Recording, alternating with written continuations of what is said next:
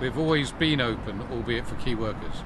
So we've had about 5,000 room nights, about 30,000 meals served during the time when other hotels have sort of hibernated and gone away.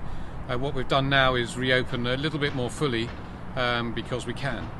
Previously it was critical care workers, key workers and people who were stranded. But now our doors are further open, and we've opened some other outlets.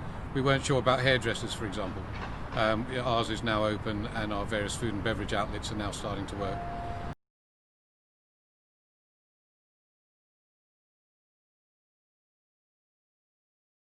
The main reason why we're doing it is because we think there's a need, and there needs to be a spirit of optimism and rebound back from this crisis. Of course, we're concerned about safety. All the safety protocols are now implemented. We've got probably better experience than anybody else, having had all those people stay and use our facilities. So within those safety guidelines, we've opened up, and we're starting to get some green shoots, but it's difficult with some of the current guidelines and legislation.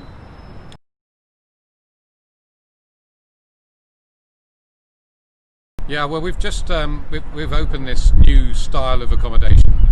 We call it all suites. Some people might call it something different, and there is a grey area between apart hotels and studios and so on. So all of these are suites. They're 5-star. Of course, they have fully equipped kitchens, but they have all the services of a luxury hotel brand. So restaurants and bars and conference and event centres and so on. Plus independent living, which I think probably in the current climate is what people are looking for. They want something that's personal, clean living, independent, their own front door. And hopefully we can provide that to them. So I think it's an expanding market anyway, less well served in London than it has been in other capital cities, but we saw the demand, and it's taken a while, but we're now up and running.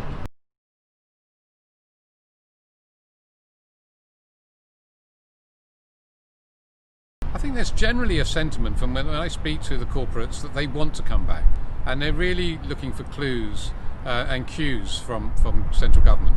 And non-essential travel is very unhelpful. There's a lot of dubious statements. You can apparently travel to Europe, multiple countries in Europe, 50-odd destinations, go on holiday, whoopee, but if you want to come to your offices, you're told that it's only essential travel that really works.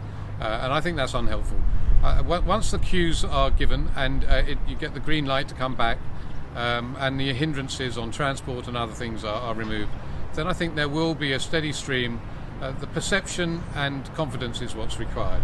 And I think opening up is one of those things that will help to stimulate that. After all, if we can't get our people back to work, then it's difficult to encourage other people to do that.